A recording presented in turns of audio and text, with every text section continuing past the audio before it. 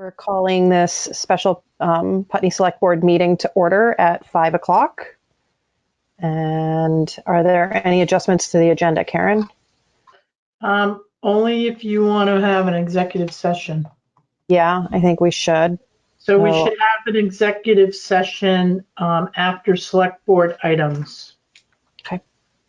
So we're adding a select board, an executive session to the end of the agenda. And is there, I don't believe we have any public with us, but I will still ask, are there any public comment on items not on the agenda? Okay. And so going into select board items, emergency management preparedness update from Tom Goddard. Essentially, same thing as last week. We've got no new guidance. Nothing significant happening at all whatsoever, certainly within Putney. We're still focusing more now on the recovery phase of things, and looking ahead to we're beginning to review what went well, what might need some attention, and actually enhancing some of our plans based upon what we've learned. So that's we're just beginning to take a look at that. Responses are fine. Our people are fine. Our PPE stocks are good right now, and we're forecasting that we're going to be fine as long as the curve continues to flatten and then drop. If there's if there happens to be an uptick again or another spike, then that might be a little bit different story. We are still awaiting some partial orders that we've not received yet of different PPE, and we're still looking for anything that we can get just to make sure that we have enough on hand. But should things go the way everybody wants and people are forecasting, we should be good. Where do you feel like you're short on PPE right now? Is it anything that the public can help with? No, this is all gowns and face shields. Okay. At this point. I should be writing this down. And it came up through email this week through Putney Mutual Aid conversation that took place with Karen about continuity planning. Yeah, can you tell us a little bit about that? I did get an email from Ruby about that. I plan to reach out to her tomorrow, more than likely Friday, and have at least an initial conversation with her, and then look at some other things as well with her. Okay. So Tom, I have a question. Sure. So is that the continuity plan that Wyndham Regional Commission has set? Well, there's It's different. that plan is specifically for municipal government. However, if one uses their imagination, they can take that continuity planning and go well beyond that to individual departments, or like Ruby is wanting to talk with me about, even our citizens and the mechanisms that could potentially be, that are in place now and could potentially be in place in the future. How to maintain those efforts. Right. So there will be quite a bit of plan development coming. And for the layperson, can you explain what a continuity plan is for you?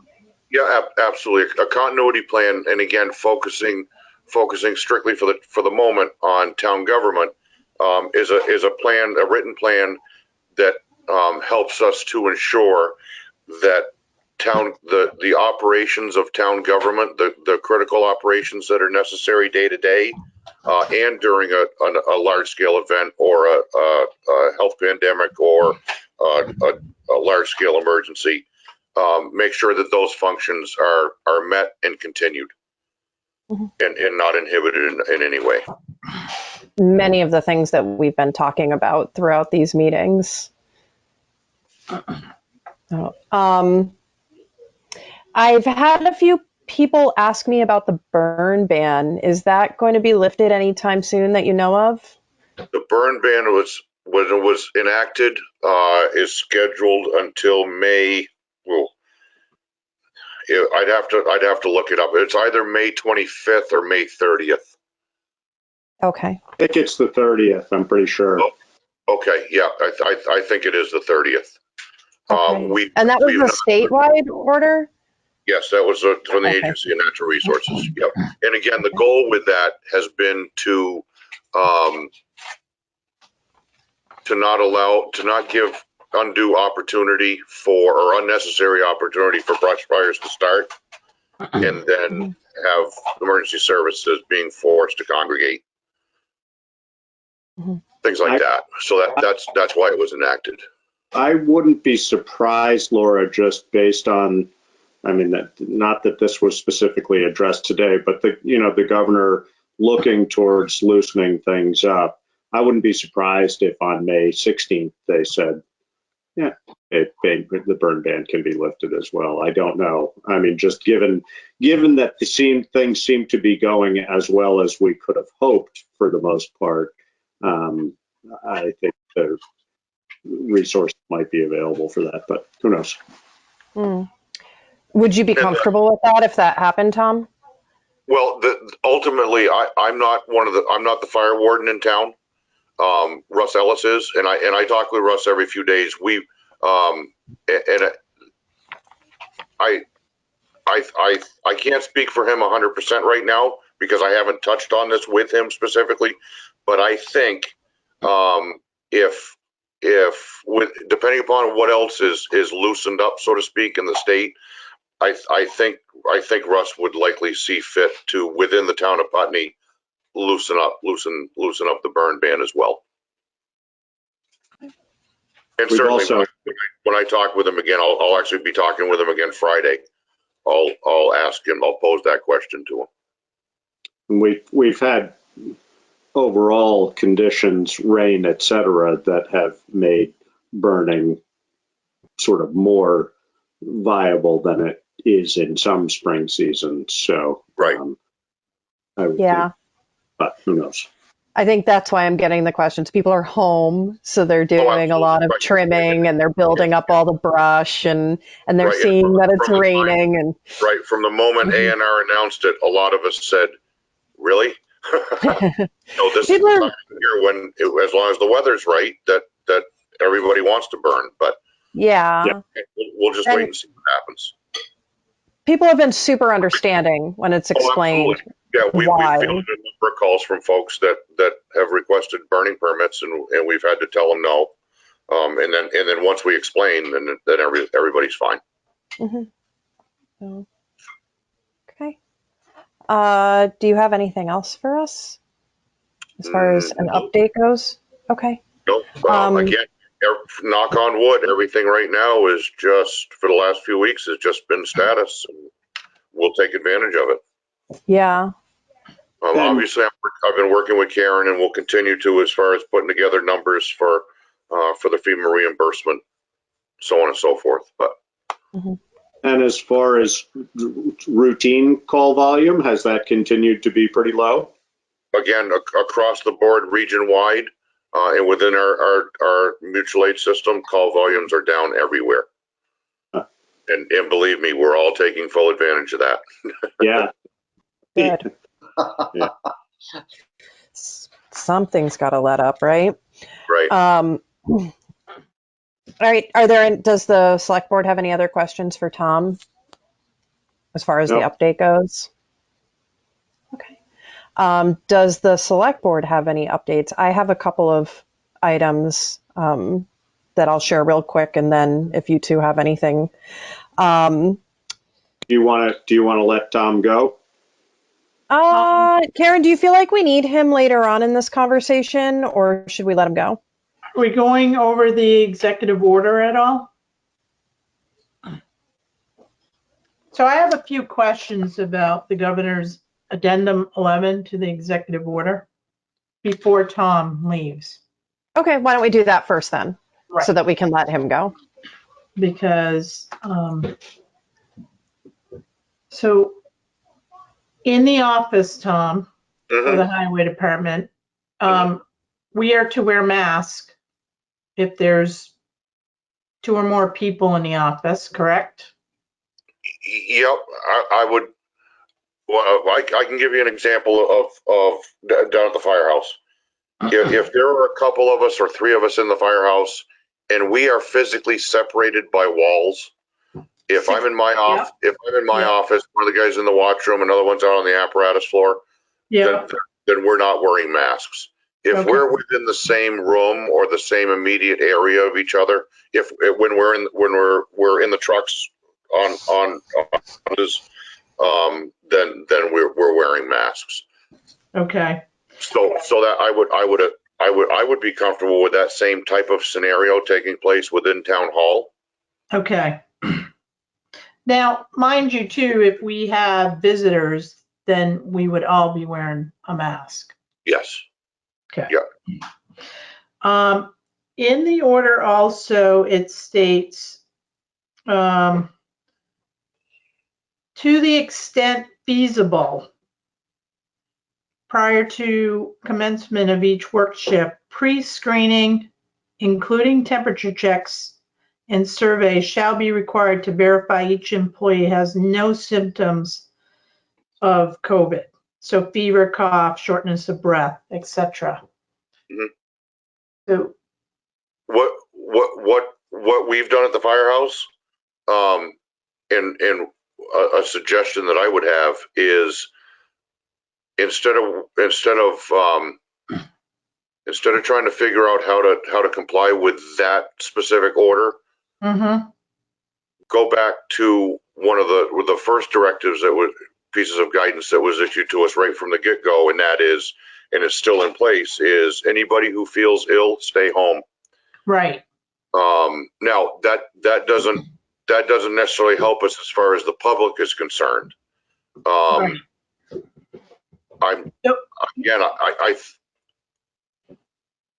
not sure how you would manage this at town hall. Right now at the firehouse, we're still locked down. Right. Nobody comes in except for us, and unless it's absolutely necessary. So, but at town hall, if you're going to start to open up, as far as taking temperatures, we don't even have the means to do that. Right. And just my own personal thought is, for any of our town hall staff to get that close to citizens coming in, I think that's more of a risk than not. Right. Are you opening town hall up at all, Karen, or not yet? No. So I'm holding off until at least May 15th. Yeah. And then, depending on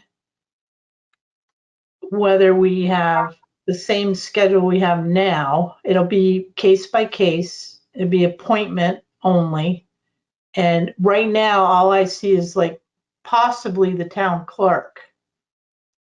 And that's only 2 days a week. So, but I want to make sure we're doing the right thing so we're not risking, one, our employees. Because if we lose anybody in our office, we're going to be shorthanded. I personally, I think the most prudent thing would be once that begins to happen, and once town hall does open up, I think it would be perfectly appropriate for whether it be a dedicated individual on staff or just but the first staff member to come in contact with somebody from the public is to plainly ask them, have they had a cough, fever, difficulty breathing, anything like that, or have they come in contact with anybody with the virus, right. or have they been quarantined themselves?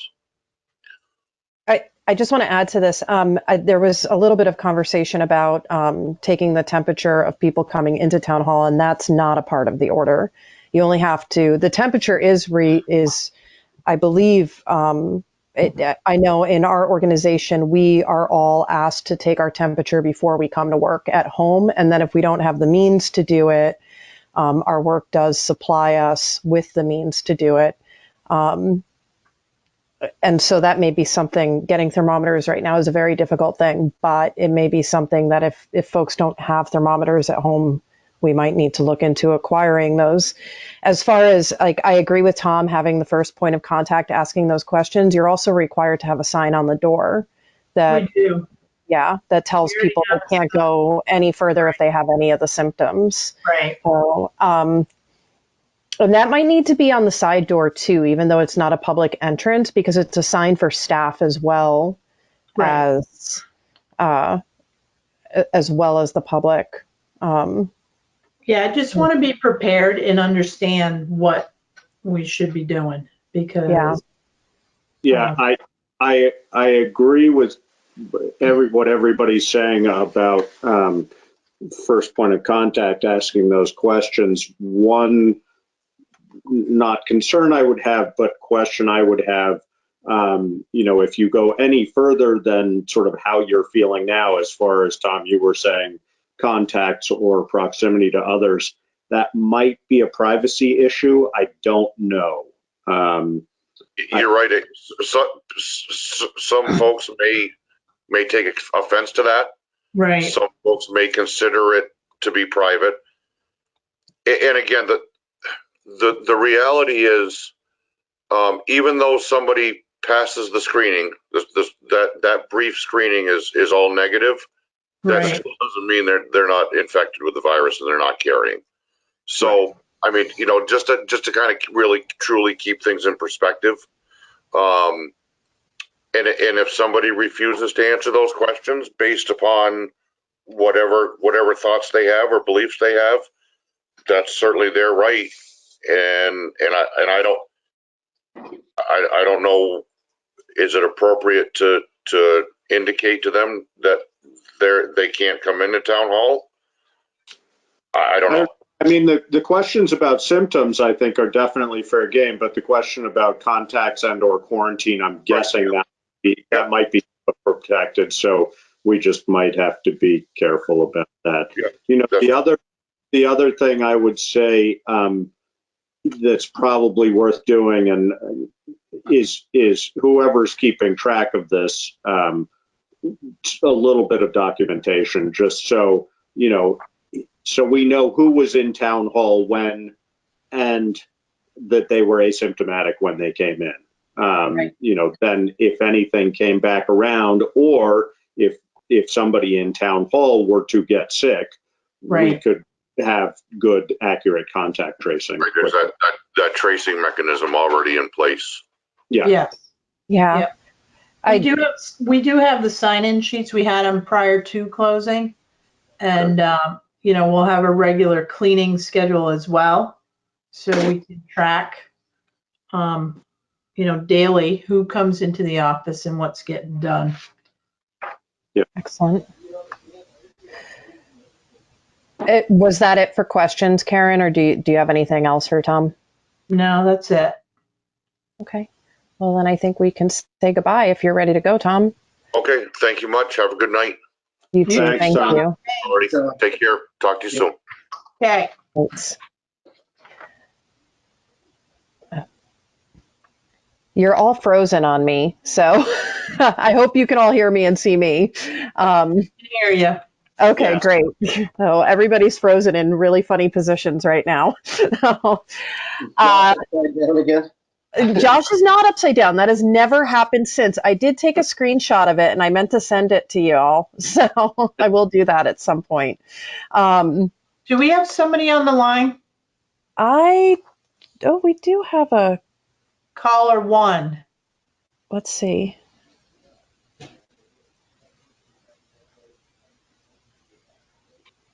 I don't see anybody, and I only see 4 of us.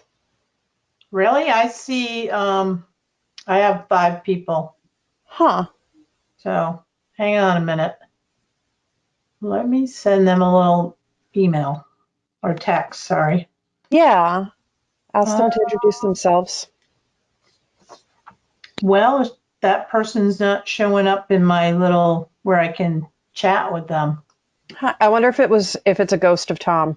Oh, maybe. Like you It know, has to be. I think you're right. Okay. All right. So next on our agenda was select board updates. And I just wanted to share some information for those that have been struggling with the Department of Labor's computer interfaces. The representatives can now help with that. So anybody that's trying to make an unemployment claim and has not been successful should reach out to their local representatives, and they now have the ability to work with that interface and support folks in that. Our two representatives locally will be having another public session Saturday at 10 a.m., I believe it was. Let me just make sure. From 10 to 11 a.m. this coming Saturday. And if you would like to participate in that, please reach out to Representative Mrawicki at mmrawicki.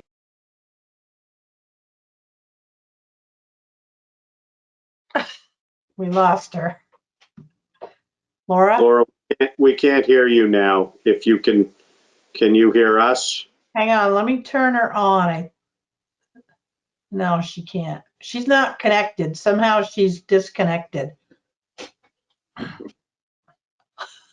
Laura, Hey, actually, I'll send her a chat.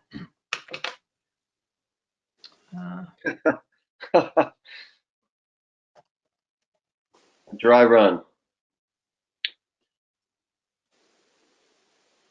Nope. Oh, I wish I could just like, do you have her cell phone? Can you text her on her cell phone, maybe, Karen? I can.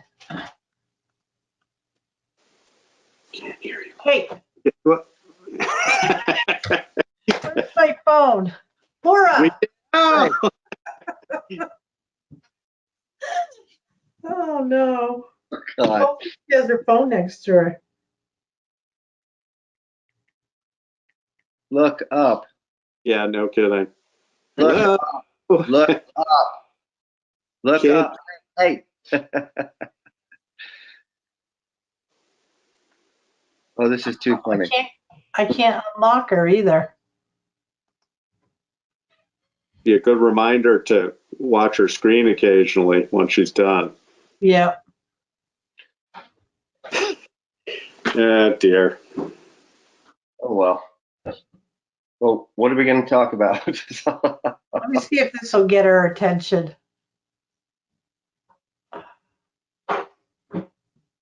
Hey, Can't hear you. we can't hear you.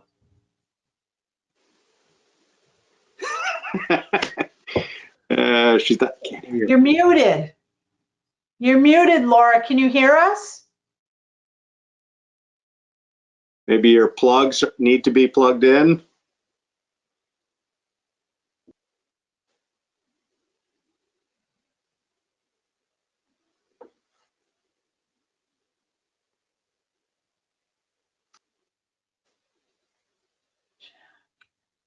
All right, I think she's on it, but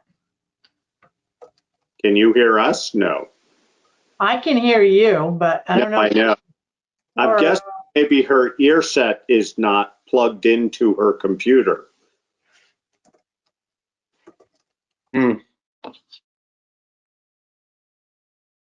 Now that she's aware, can you text her now? Yeah, I just did. She seems to be trying to manage it, but. Right. Oh, Laura, It says she can't unmute. oh, Whoops, she's gone. Maybe she'll come back in. call back in. Yeah.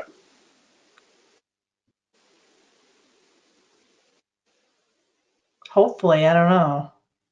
David, I haven't looked at that news article yet, so I don't know. It's interesting. And I'll paraphrase in 2 sentences. An emergency room doctor from Bellevue thinks he's discovered that the majority of the patients who have difficulty with COVID-19 and die show signs of oxygen saturation issues and increased heart rate for a week prior to any other symptoms. And I don't know, you're the doctor, I'm no doctor. That's why I wanted you to read this. Yeah, no, I'll definitely read it. That's interesting. What I miss? There you go. We missed everything you said. You mostly you.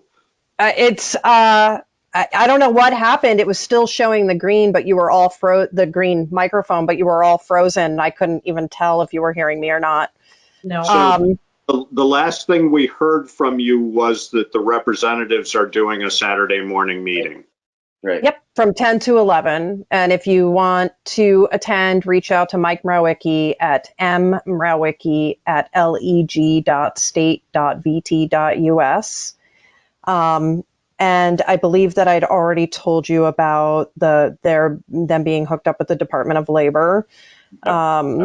And then I was just saying that I've been working to support Jonathan, our town clerk, in his effort to get as many people signed up through absentee ballot as possible. And so just a little advice for anybody that would like to do that. The easiest way to go about doing that is to go to M as in mom, V as in Vermont, P as in people, .vermont.gov. And it's super, super easy. All you need is your Vermont license or ID number. You confirm your info. You have to check the box to request ballots. And then you need to select the elections that you want ballots for. And once you go through that whole process, those will be mailed to you and you can just mail them back to Jonathan. And this is, you're sort of thinking ahead to November. Is that the idea? To August and November. August, yeah. So, yes, he's trying to get a jump on it and actually finding a fair amount of success in getting a jump on it. I believe we're at like 50 people have already registered for absentee ballots. But I think that the more that register in advance, the better off we all are. So it's, I think that Jonathan's really thinking forward about the safety issue of running an election and having to have public servants there and having people congregating in one space and the difficulty of that. So, I encourage everybody to go and sign up. And if they have any troubles with that, they should reach out to Jonathan and he will support them in it. And there were some questions, there were some concerns from folks about how safe absentee ballots are in the state of Vermont. And just to reassure people that in order to request a ballot, you have to have DMV verified identification. And completed ballots are mailed directly to the town clerk and opened in view. And routine maintenance to the voter list does take place. So the town clerk does receive death notices from the health department and removes voters from the checklist the day he receives that notice. As well as the Putney Board of Civil Authority goes through this process of regularly reviewing the voter list to verify any questionable situations. So. And I would also say, I mean, and this is definitely anecdotal, but just in general, voting by mail is seemingly as safe or safer than voting in person. I mean, this whole concept that there's a whole bunch of voter fraud going on, there's virtually no evidence backing that up. So I just to reinforce what you're saying, it's safe. Yeah. I feel fairly confident, and I feel very confident, actually, I should say, in our system and the way we do things. And having been a part of it and seen the checks and balances in there, I feel even more confident. So I really encourage folks to do that if they can. And I think that was it for me. Putney Mutual Aid is moving along beautifully. They are in the process of doing a deeper outreach now. They have volunteers coordinated and volunteer meetings happening weekly, and it's a really beautiful thing. So Good. that's all I got on my end. So Laura, can we talk about the census too? Oh, yes. Let's please do. So make an announcement that if people can get online and fill out the census, because we are behind in Vermont. So along with, absentee ballots, doing the census online is very important. Yeah. I'm not sure how much money we're going to end up because of this crisis, but it's still worth doing. I think it's important to remind folks that a lot of our funding is connected to Yes. our numbers. And so if we're coming in low, if we're unable to generate the population, that could actually have a really negative impact on our ability to budget. Yes. Yeah. And my impression, my wife did it for our family, so I didn't do it personally, but my impression from her and others is that doing it online is really quite simple. It is. And very important. So Yes.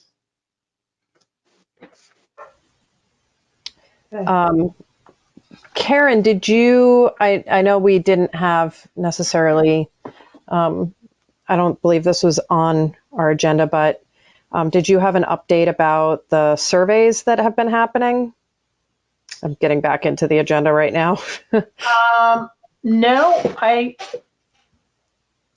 so I think I captured everybody that, that I've sent them out to. So what I'm hoping is that people will look at our list and shop local, support our local people that have resources. And, businesses, I'm still concerned, how they're going to fare at the end of this. And I know the money's been slow. And, from personal experience, that small business loan, they might have said $10,000, but you don't always get that. Okay. So I'm really concerned about our small businesses in town. And I'm not quite sure yet if there's a way we can support them. I know Wilmington, somewhere they had some reserves and they set up a fund, specific to their small businesses. But we're not in that position to be able to do that. And not knowing what the future is going to be, a year down the road, it's, it's unfortunate. yeah. Well, It's unfortunate that the money ran out so quickly. I have a question. Been approached by a couple of different people specifically about trying to support local farmers, wondering if there was any fund that they could contribute to. And I said I didn't know, but I connected them with a couple different people that I know are organizers in that world and said, you need to contact them directly and see what, besides buying their product and, becoming a member of community supported agriculture and all those things that they can do. These people wanted to contribute money and had to do that. And I don't know if it's our job or our place to facilitate that kind of thing. So I pointed them directly at the farmers. Yeah. But I don't know if there's communities doing that kind of thing. Are there funds in other communities that people could write a check to and that could help? I think it can, David. I don't know how many other towns in Vermont are doing that, but it's worth researching. It might be, yeah, that might be a good question. I'm not going to be able to attend, but that might be a good question to ask Mike and Nodder on. I know, plan on attending, and I'm really comfortable bringing that question to them. and I know that, this is definitely a significant statewide question, so it's definitely being addressed. It's just timeliness to go about it and logistics. So maybe it could be asked in a more general way too, so it's not just about the farmers, but like what Karen was talking about. So many other people are going to be hurting. Right. Yeah. Community funding for small business and agriculture. Right, and how would that be handled? I don't know. That municipal thing, or would there be something private set up? I don't know. Mhm.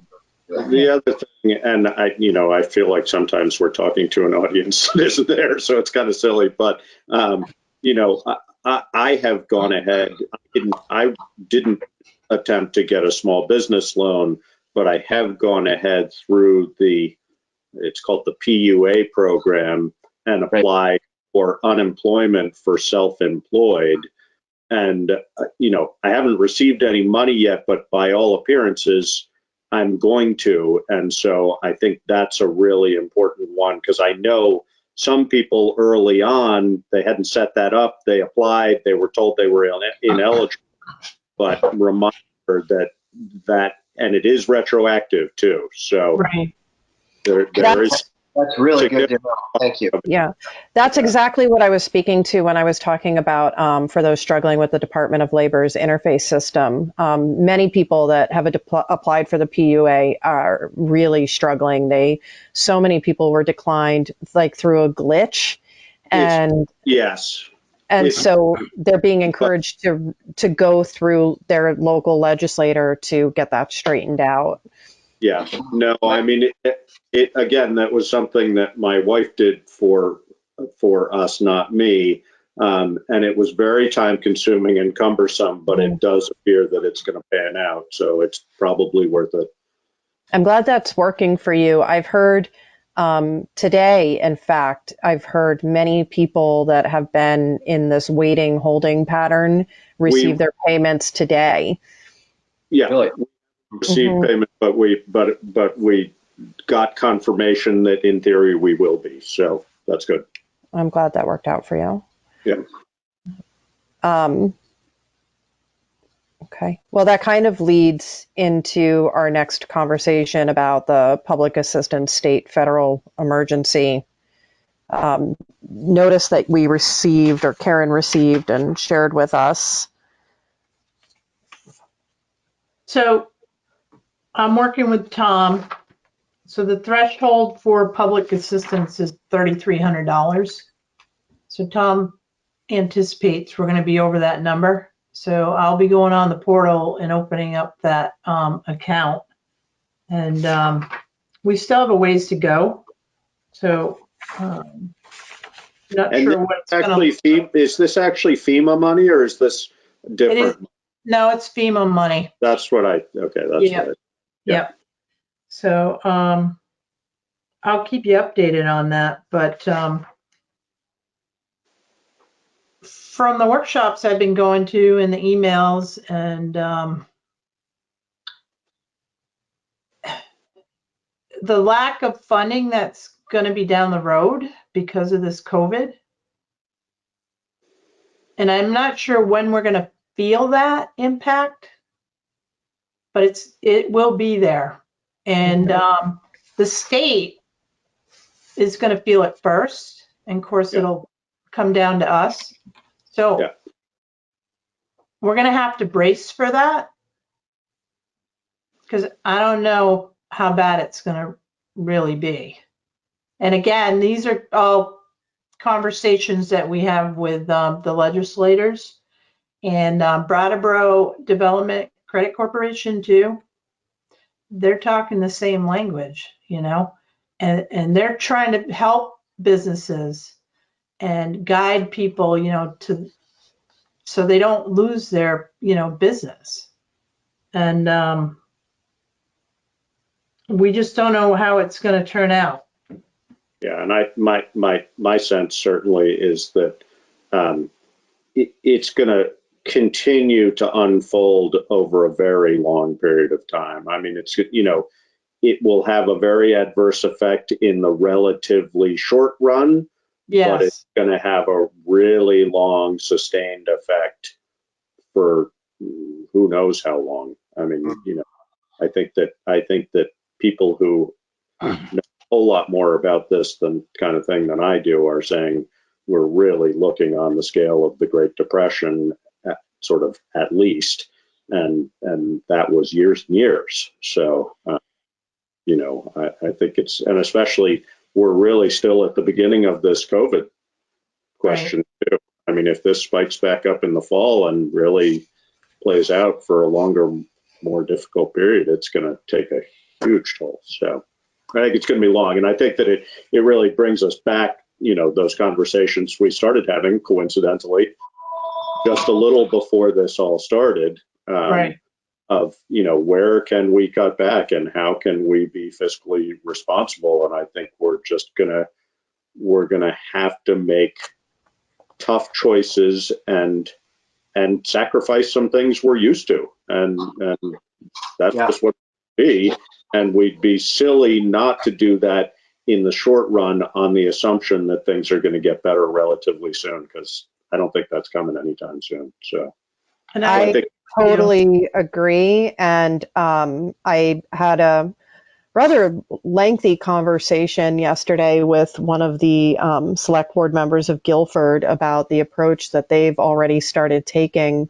And they're already looking at their budget and trying to figure out, they're trying to put it together. And the struggle is, as we all know, schools need to be fully funded, and yes. we don't know what that's going to look like at this point.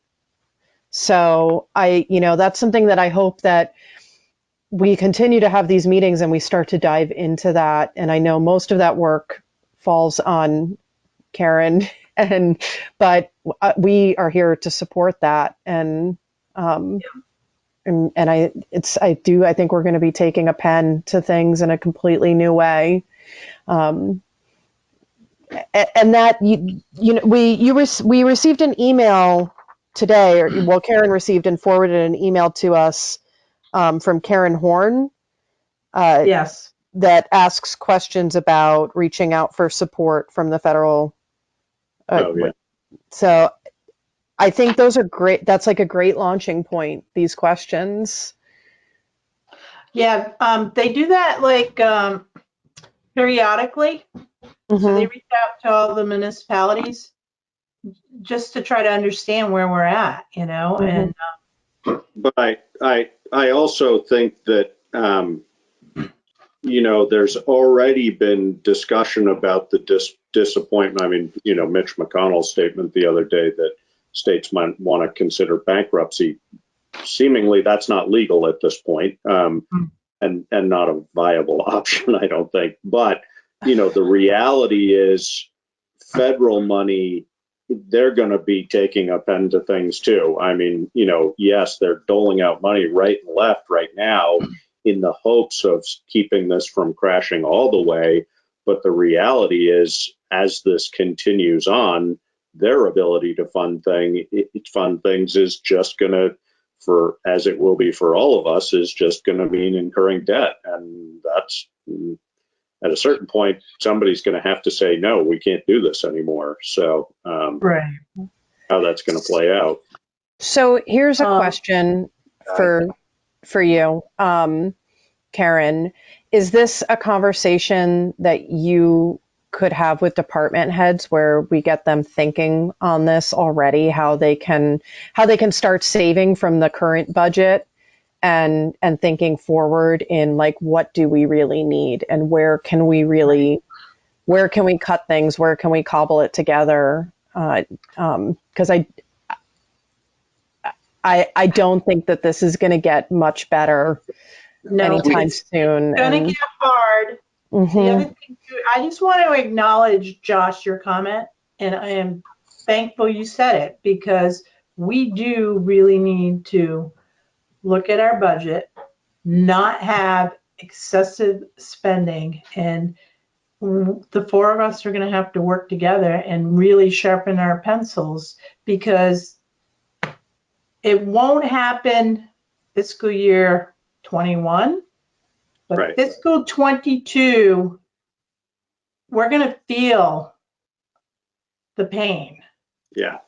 I would encourage folks to save, though, as much as they can. Take that pen to fiscal 21 and start saving. Start figuring out where we can stop the spending.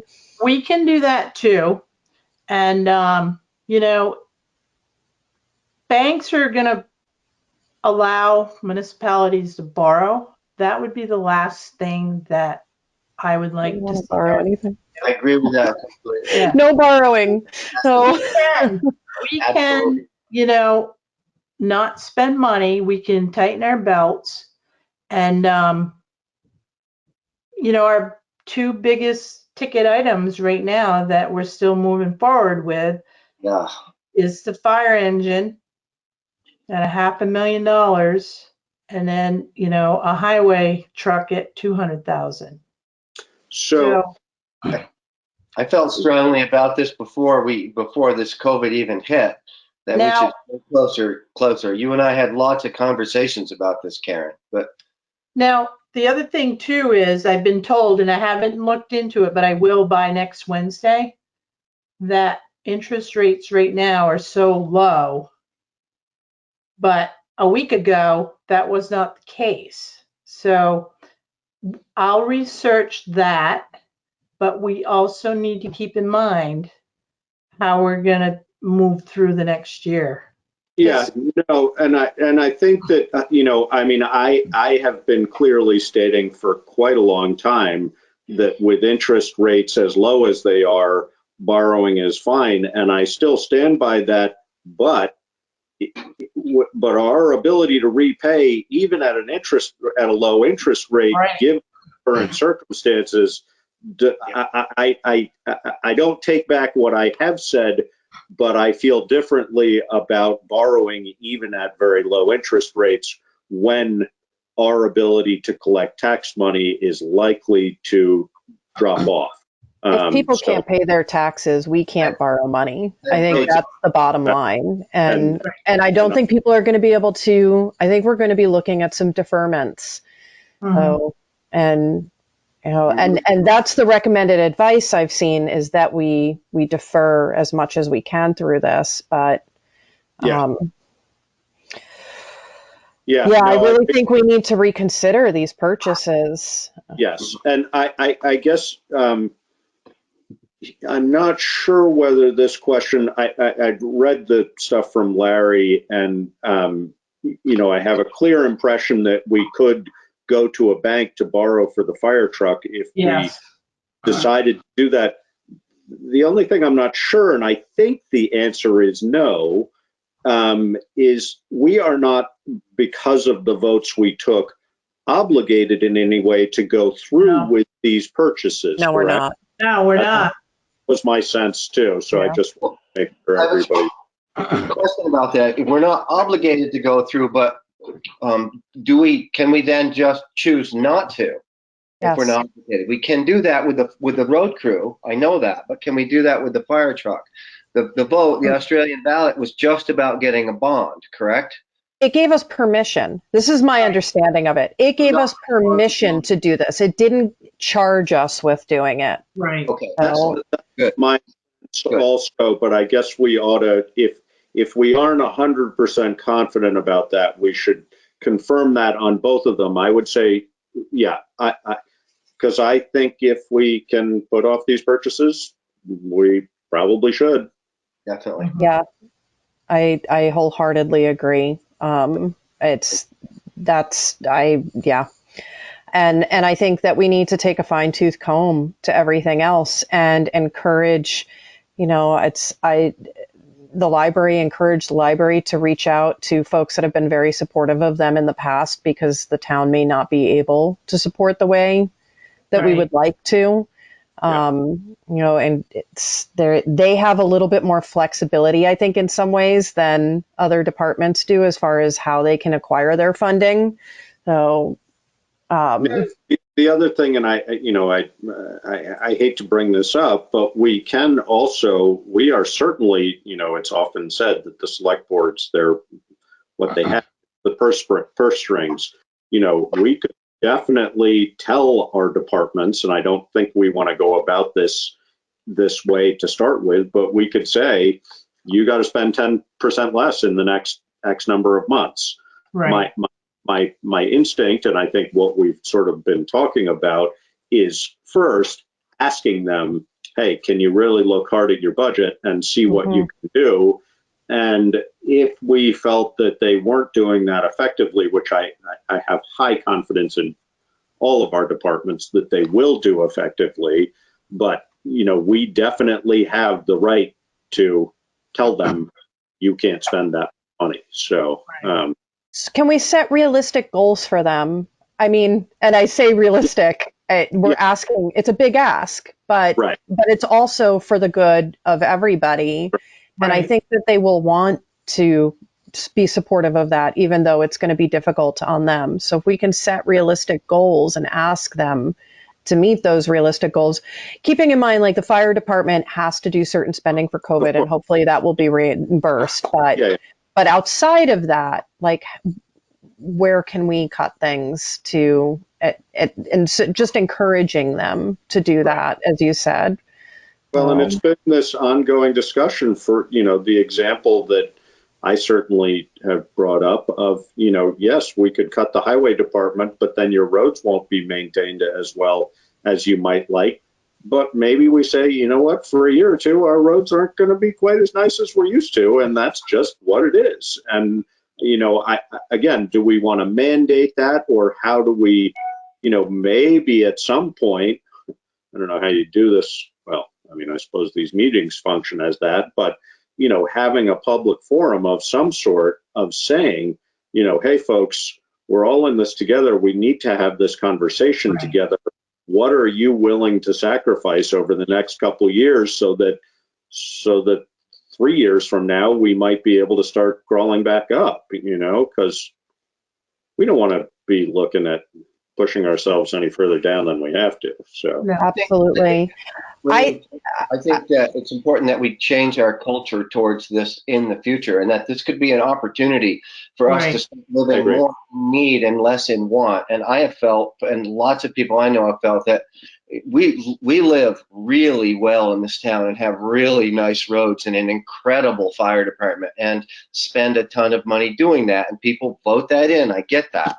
But I think that this could be an opportunity for us to not only use the pen, but change the culture in a way where we are far more fiscally responsible and spend money that isn't borrowed as often, and get people not only to be thinking about, will you be willing to have the roads not as good, but what can you contribute to make the community better, like Putney Mutual Aid is doing so well right now, and so many other ways, so that we create a unified community.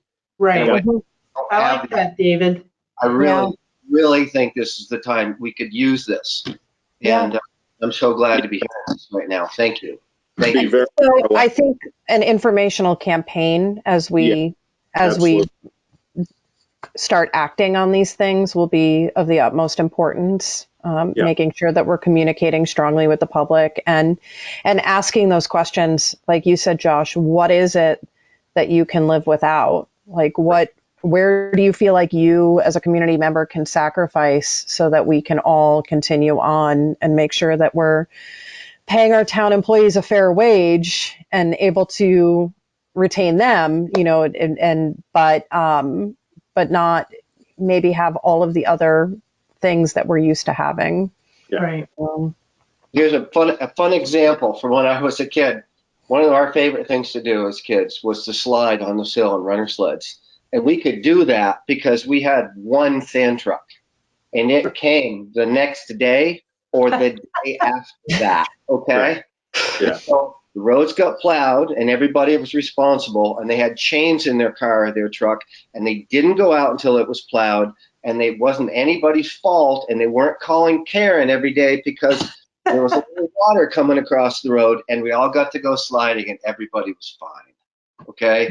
Yeah. And we have progressed to a state of affairs where everybody needs to be able to get in their little sports car and drive to Cumberland Farms whenever they want to. And that needs to change. I mean, if we're going to keep the budget down. And so I think, all right, well, great opportunity for that. So thank you. And I'm glad we're all on board with the same idea. I am too. Laura pointed out an important thing, and making for our departments reasonable suggestions, I think, is a good idea. I think that, like I said, we can mandate, but we don't want to, ideally.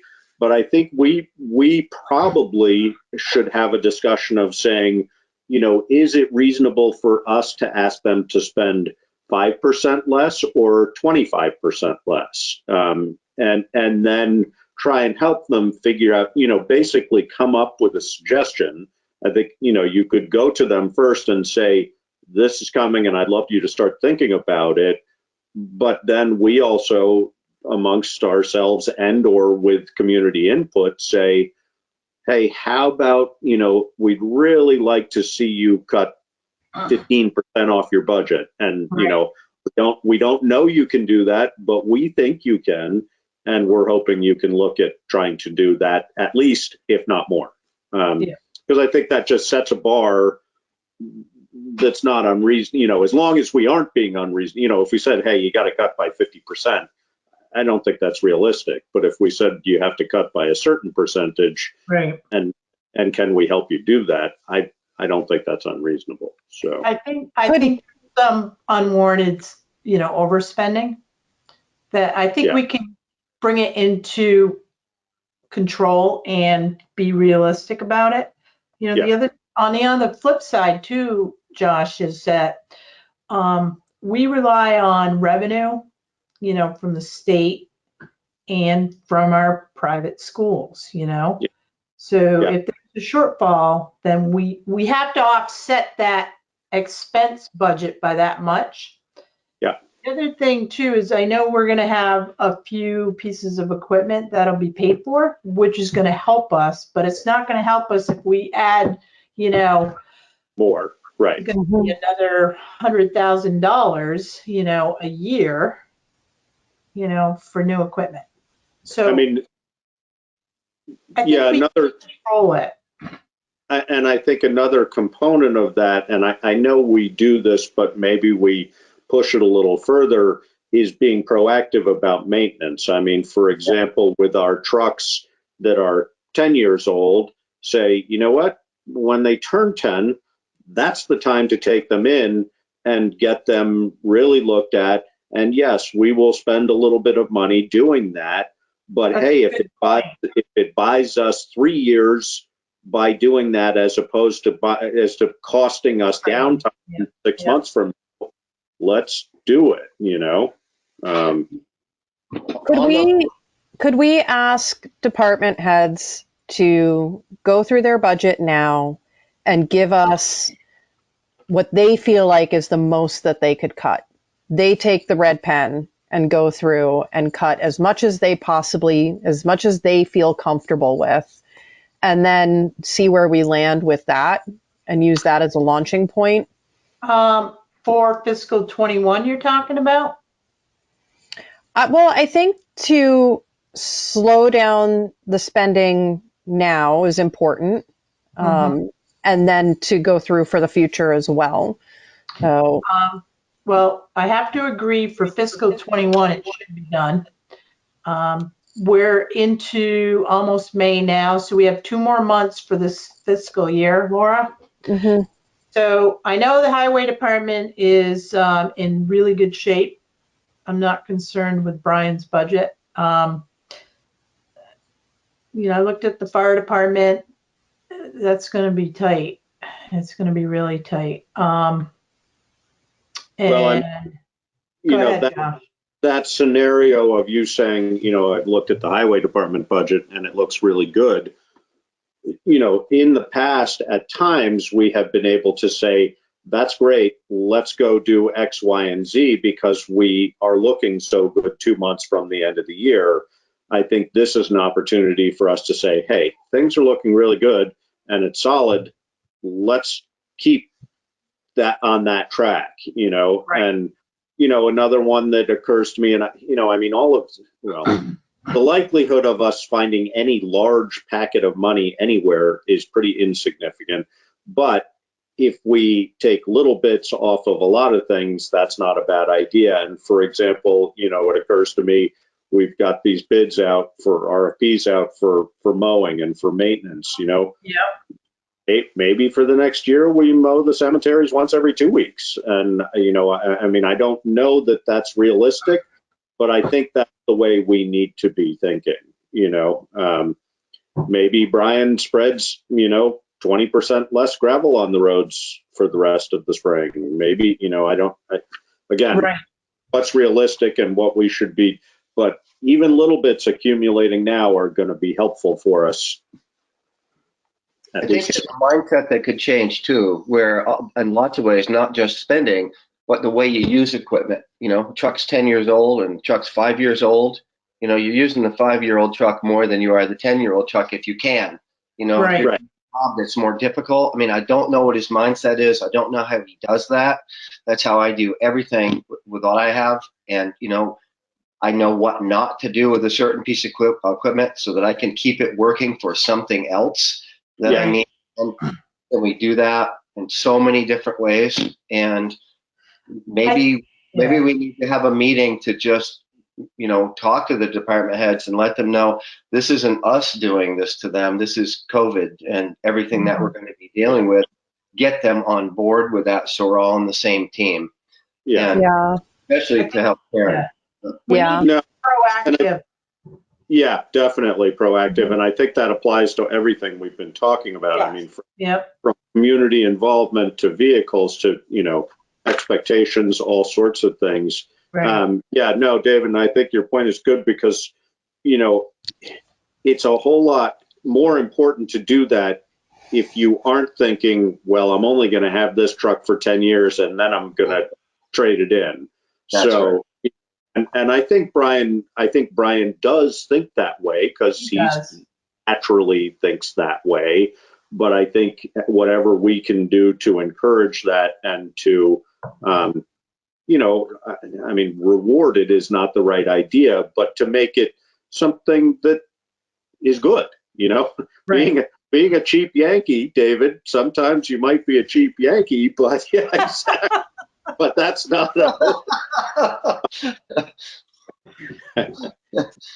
I think we're all on the same page on this. So how do we want to go forward implementing it? Is it a matter of us inviting department heads in? Do we want to put this in Karen's hands? And Karen, what would be most supportive to you? So I would like to talk to the department heads first and get a sense, see how they feel about it. And I kind of already let Tom and Brian know anyway, with the equipment purchases, because we all agreed to go ahead and move forward and, get the prices. We already knew where, Vermont Bond Bank was. So I'll do a little research next week, but I definitely think it's worth having a talk with both of them. Mm-hmm. Yeah. They're going to understand. I mean, yeah. As far as how we proceed from here is that we try to message clearly. I mean, we're having this conversation right now, but this is a special meeting, quote unquote. I mean, we're having them regularly, but it's a special meeting. Right. And this discussion was not on the agenda. I think that, having, whether we put it on the sandwich board or just have it on the agenda every 2 weeks or, whatever it looks like, some way of messaging to the public that if they want to be part of this conversation, we are having it.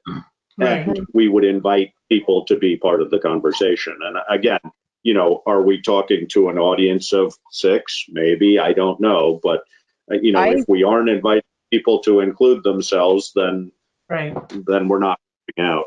And maybe we're also talking to a larger audience than you realize because I get a lot of feedback.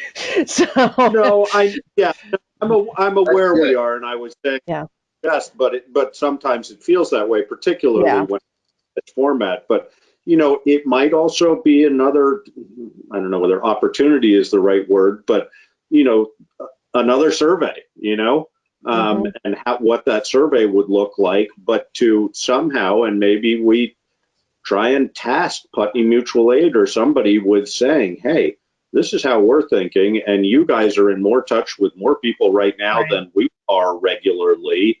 How can we reach out and find out what people are willing to do and not do in an effort to try and cut our budget over the next X number of years, you know? Right. I could see a survey being generated by us and then using the many different groups that exist, trying Exactly. to Yeah. mobilize them to get Yeah. it out there. So Putney Yeah. Mutual Aid, even our commissions and committees, asking them to use their email lists. We could even print them and ask that they go out through the food shelf bags and through the Meals on Wheels bags and the different, Jonathan and I were talking about how to get this voter information out. And I was like, maybe we could even use, ask folks like Lisa at Swirl when she's doing deliveries of her items to throw a survey in there or throw voting information in there. Yeah. So we might have to get a little creative in how we reach people, but I think that all of those possibilities are there, and it wouldn't cost us huge to do it that way. And I think to David's point, you know, this might be a real opportunity for us to shift the thinking a little. And the other thing that would be really nice about that, which has always been frustrating to me, is that group of people for whom this might be super important, but never feel like they have a voice. This might be an opportunity to say, hey, we want to hear your voice now because you understand what we're talking about now. I can't emphasize that strongly enough, that the people who are talking to me who don't ever come to town meeting or say anything anymore, this is a really good time to step up and have your voices heard. Please, please do that. I don't know who's watching this, but if anybody is watching this, tell everybody you know. Please. Because, please. Okay. You'd really be surprised by, I'm amazed by who, I mean, formally walked up to me and told me that they saw us and they liked this or they didn't agree with that. But now I get phone calls and text messages from people I didn't know even had my phone number, like telling me that they. and that's been true with BCTV. You know, I've always been surprised. You know, I'll be standing in the general store and somebody will walk up and say, "Hey, I was watching last week's meeting," and I'm like, "Really? Okay." It's great. It is great. It is great. It's a good community service. I know we've already covered this, but I want to say this really quickly, is that not just what people might be willing to sacrifice, but there are people of great means in this town who could contribute. Yeah. And it would be so welcome. Yeah. I don't know if there's systems set up for them to do that. I mean, I don't know anything about that. Well, I think there are through we have the, through the food shelf and through Putney Community Cares, and the library takes donations. And so there are ways that they can, and the White Whitney Fund, thank you. There are ways that they can contribute and support. And, you know, I'm sure that we could take contributions in other ways, thinking about what you were saying for local businesses, but that not directly through the town, but there has to be a way to figure that out as well. Yeah, David, I agree. It's not just what can you sacrifice, it's what can you give. Yeah. Right. You know, reserve funds too, guys. We'll think about that too when we move forward. Because David, I think that's how Wilmington set up their funding for small businesses. Nice. Was that through the 1 cent though? Did Wilmington do the 1 cent tax? Like Brattleboro? Oh yeah, yes. And I think that's where Brattleboro gets some of their funding too. So yeah. Of course, we don't have enough to take advantage of that, really. Yeah. Yeah, and I don't know how you could loan somebody money to make sure it came back, and you know that might be a accounting nightmare. I don't know, but it's worth researching. And I'll definitely ask on Saturday as well. I'm sure that thought has already been put into their heads, but I will reiterate it. Okay. And in addition, and I think this might already be in your question, but already existing vehicles for that. For example, Sevcon. the Vermont Food, I don't know who it would be, but, BDCC or, because, what made me think of Sevka, Karen, is when you said, having loans, we have had funds for weatherization programs that the town participates in the administration of it, but in fact, it's a SEVCA program. So how the state is good, we could integrate with them and things. Could we be a pass through? Yeah, exactly. And I foresee something like that in the future, because I think it's going to be needed. Necessary, absolutely. Yeah. Mm-hmm. All right. Well, I'm really glad we're all on the same page on this. Yeah. So, it's wonderful. Moving on, do we have a response update? I think we kind of covered response and recovery. Okay. Yeah. All right. If there's anything else that somebody wants to add. All right. Then I think the next item is entering executive session, and that was under real estate. Yeah. I don't have the motion. So I can just read it. Under Title 1, Section 313A2, to discuss the negotiating or securing of real estate purchase or lease options.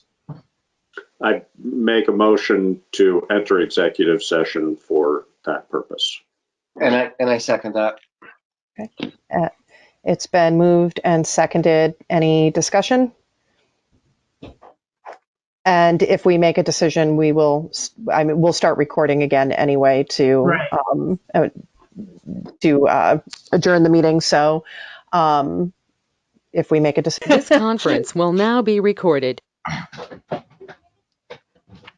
So it's been moved and seconded, and we had discussion. All in favor? Moved and seconded to go into executive session. Yes. All in favor? Yeah. Aye. Aye. Aye.